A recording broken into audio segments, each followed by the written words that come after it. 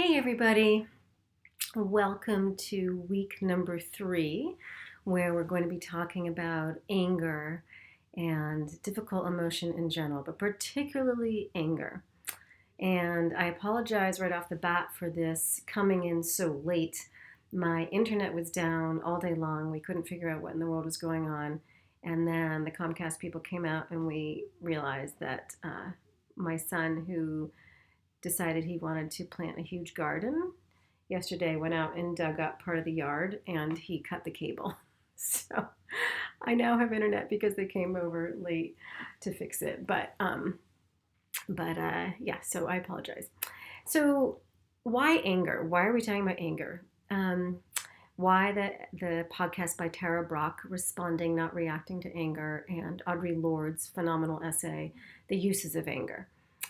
Why are we talking about anger at this point in the semester? Well, last week we talked about addiction. And remember what addiction is, basically, right? Addiction is a solution that works phenomenally until it doesn't. It's a solution to a problem. The problem is pain. The pain is trauma in most cases.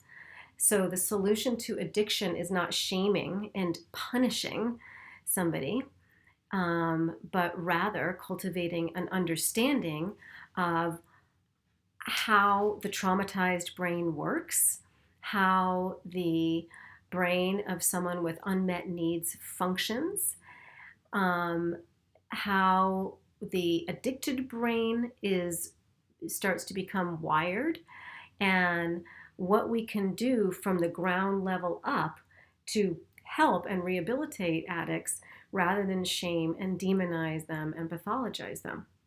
And I hope that Gabor Mate's book and his teachings and all of our discussions last week about addiction, I hope that helped sort of demystify addiction, and I hope also that it helped you guys understand addiction as not something simply relegated to like hardcore alcoholics and drug users or drug abusers, but that addiction is pretty much a ubiquitous experience in the human population. Homo sapiens brains are hardwired to be vulnerable to addiction because of the way dopamine works and other neurotransmitters in our brain work to reward us for short-term pleasure. And how our brain becomes habituated to short-term pleasure because it seeks to avoid pain, seek pleasure, and conserve energy, right? So we are, with that motivational triad, we are geared towards addiction. So we have to, again, intervene with our prefrontal cortex, with our newer capacities of reason, decision-making, long-term vision, to come up with other ways of handling the pain that drives us into addiction. And this is where anger comes in, right? Because remember, really the bottom line of addiction, whether we're hardcore addicts or whether we are, we're addicted to our devices, or we tend to be addicted to relationships, or we tend to be addicted to external validations, or we tend to be addicted to porn, or we tend to be addicted to shopping, or we tend to be addicted to food, which so many of us are. So many ways in which we can be addicted to work. Workaholism is a very, very real thing. That used to be something that I, definitely used to buffer the pain I was going through, like in my marriage. When my marriage wasn't working, I would work a lot, So we all are prone to addictions, and probably every single one of you have one. And the reason that it's so instructive to examine addiction at our own personal level, as well as at a more cultural level, is when we get underneath addiction, what we discover is an opportunity to become more comfortable with really uncomfortable emotions. Because the more we can learn to feel the emotions that we at one point thought were unbearable, hurt, grief, pain, anguish, sorrow, regret, fear, the more we allow ourselves to feel these feelings that are very difficult, notice them as physical sensations in our body, which is all a feeling really is, really practice the skills of feeling the discomfort of being human and not pathologizing it, not making it mean something's terribly wrong, the more we can cultivate a witness stance of observing our feelings rather than completely identifying with them and being consumed by those feelings, the more agency, the more power, the more control we have over our emotional state and our well-being. Problems arise when we recoil automatically from painful emotions because we think there's something wrong. Because we're having a painful emotion must mean something's wrong. Well, that's not true at all. 50% of the human experience is going to feel kind of crappy. That's just the way it is. That's life on earth as a human being. Doesn't mean there's anything wrong with you or your life if you're experiencing painful emotions. But most of us don't realize that. And so most of us don't have the skills of dealing with painful emotions, and so we seek to buffer them. We eat them with food, we drink them away with alcohol, we do all kinds of things to buffer our painful emotions. And what that does is it makes it very difficult for us to grow, right? Because we're living on this little isthmus, we're living on this little tiny island of what's possible. Because if we're afraid of feeling rejected, or we're afraid of being judged, or we're afraid of all those uncomfortable emotions, we're not going to take very big risks in our lives. We're not going to go for that promotion. We're not going to, write that book. We're not going to do the thing that scares us because we might fail. We might fall flat on our faces. We might be judged. We might feel embarrassed. It might not work out, right? And so we decide to preemptively fail ahead of time because the thought of feeling bad is so much worse in the moment than the sorrow of not having tried at all. But you know what? The number one regret that people on their deathbeds say, and this is actually research from several studies, is not the number one regret from people who are about to die or who have terminal illness. It's not what they did in their lives. It's not the failures.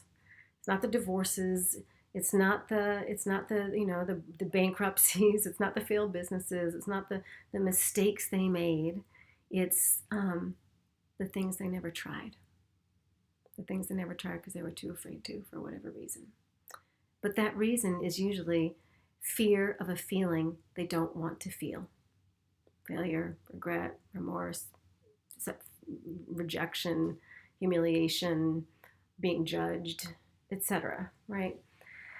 So when we can really condition ourselves to become more comfortable with uncomfortable emotions, we become much bigger as people. Our potential literally grows, and we become capable of reaching our potential. So with regard to anger, this is especially the case because anger is one of the most powerful and difficult emotions that we have as humans. And anger, I could do an hour-long lecture right now on anger. Anger is such an interesting emotion. It's a very raced emotion, R-A-C-E-D, that's very racialized. It's a very gendered emotion. Men are sanctioned as, it's much, much, much more acceptable for a man in our culture to be angry, especially if you are white. It's much less acceptable to be a woman if you're angry, especially if you are white. It's, as Audre Lorde makes clear, it's a particular kind of pejorative if you're a black woman, women of color, but particularly a black woman, an African-American woman. If you are, you express anger. There are so many stereotypes around black women's anger. And of course, you are to be a black man and express anger is to risk bodily harm, right? To put your life at risk in many instances. So anger is not an innocent emotion in the sense that we have a very conditioned way of seeing it and therefore experiencing it as people. And anger is something that most of us, myself included, have to work really hard at to know how to handle well. It's taken me practically my whole life to learn how to handle it well. I think I do now, but it's taken a long time. I had to really learn. And one of the people who helped me the most was Brach and Audre Lorde. That's why I'm teaching them both to you, because I think they're incredible teachers coming from two very compatible but different perspectives when it comes to anger. So Tara Brach, what I love most about both of these women and their teachings is that they both teach that anger is a really useful emotion. And I think that's very, very important. And I really like Tara Brach in particular because because she helps us understand, she shows that anger is, as she puts it, an intelligent emotion. It's an intelligent emotion because anger, if harnessed and if approached in a certain way, anger can reveal so much to us that helps us evolve, heal, and communicate really well and take care of ourselves and others really well. So I really am interested to hear what you guys say tomorrow about anger in your Zoom discussions. Is anger something that you struggle with? Is it something you feel like do you have a good relationship with your own anger? Do you feel estranged from your own anger? Do you not know how to express it? Are you afraid that if you do express it, you'll just completely lose your shit and be in a rage? Is anger something you repress? What were the models like that you grew up with? Did you grow up with unskilled expressions of anger? I did. I grew up with a mother who, in her younger years, when I was a child, was not at all skilled with expressing anger. It was very rageful, and so I grew up either tamping mine down or having outbursts of anger. And I think that's really typical for a lot of people. So I'd like you to do some real inventory and ask yourself what your own relationship to anger is. Your own anger and the anger of others. When other people are angry with you, do you shut down? Do you get really triggered? Do you get really defensive? Do you take it really personally? Does it make you scared? What Tara Brach offers is an alternative to all of that. She says anger is an intelligent emotion because basically what anger it tells us is that we have an unmet need. There's some really primal need that's either being violated or is not being met. And so behind every outburst of anger, every flare of anger is an unmet need. So I want you to really pay attention in her podcast to what she means by an unmet need. And I want you guys to talk about those. What does she mean by an unmet need? What might some of those needs be? What might some of your own needs be? Some common ones are not feeling heard, not feeling understood, feeling invisible, not feeling valued, not feeling loved. And Tara Brach offers a strategy called the U-turn. And U is a double entendre. It means U-turn as in turning around, because usually when we feel anger, we are angry at someone or at something, right? Someone has pissed us off, someone has fucked us over, someone is really, right? And we are angry at them or at the situation. Like right now, a lot of people are really, really angry about this pandemic, about being shut in for the fourth week in a row, no relief in sight, probably going to be shut in much longer than we've been told we are. People are starting to go a little squirrely. And people are getting angry. People are getting angry about their jobs, about being laid off, about losing their jobs, and about not being able to pay their bills. They're getting angry at God. They're getting angry. People are feeling angry. But if we stop and ask, okay, what's behind that? Because anger is always a secondary emotion. It's never the primary emotion. Behind anger is usually hurt or fear, right? You can almost always distill it down to that. So what is the need that is unmet when you feel angry? What is the need that is unmet when somebody else feels angry? So the U-turn consists of doing a U-turn like you would in your car and taking your energy, and instead of focusing it on the other person and all the things they're doing wrong to make you mad, you take responsibility for your anger. You turn your attention back to you. You do that U-turn back to you, and that's the second part of the double entendre. It's you. You're focusing on you, Y-O-U, rather than the other, and asking, okay, what is my unmet need? What is my unmet need? Say you're in an argument with your significant other, right? And they're really making you mad. You take a time out. You walk outside. You take a break. You cool down a little bit. And you ask, what's my unmet need here? Is it I don't feel understood? I don't feel seen? And imagine you go back to your partner, your significant other, your boyfriend or girlfriend or whatever, And you communicate that instead.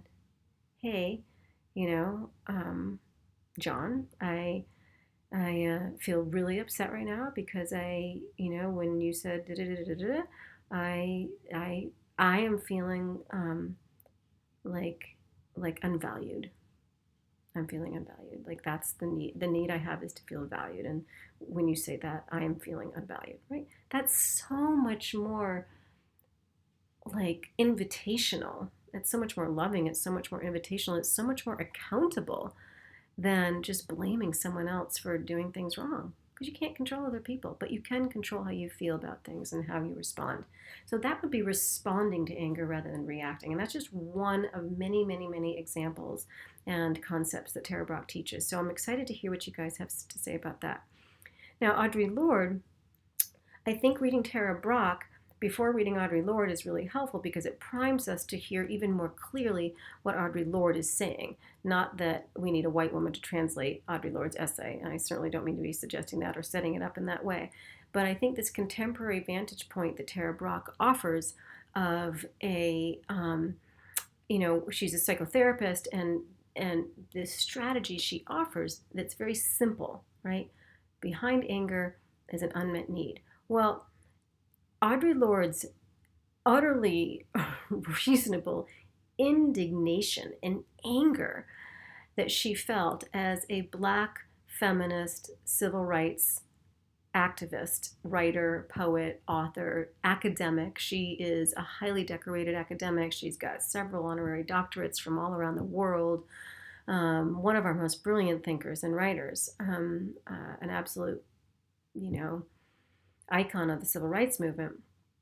And she would go to these conferences, as she wrote about in the essay that you read, and would talk about racism and talk about what it felt to be a Black lesbian feminist author at the time when she was writing in the 80s, 70s and 80s.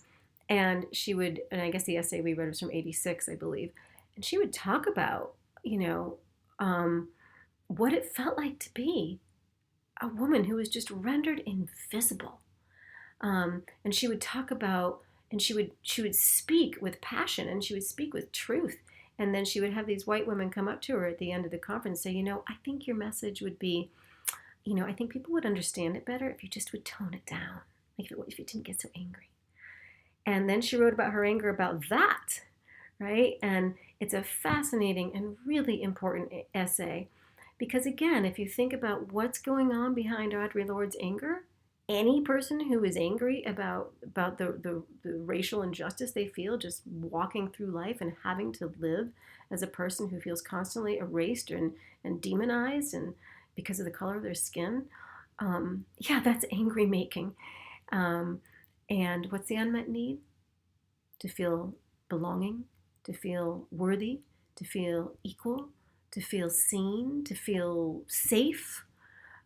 These are primal needs. And when those needs are threatened, you're going to feel angry. And it's a really justified and intelligent emotion that needs to be welcomed and understood, not demonized and pathologized. And so I think this is really, really important. I want you guys to talk about that. And I really want to make sure that in your Zoom groups, you are talking about race and you are talking about these Audre Lorde's investigation, for instance, of guilt and the way that,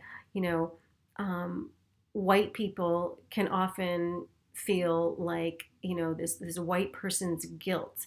And she's saying how useless and really self-indulgent that actually is. And how the uses of anger, as she put it, are far more productive, and that anger does not need to be a divisive emotion.